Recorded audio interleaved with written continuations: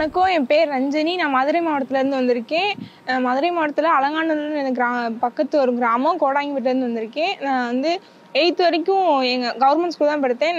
9th-லேருந்து 12th வரைக்கும் வெள்ளையம்பட்டின்ற government school தான் படித்தேன்.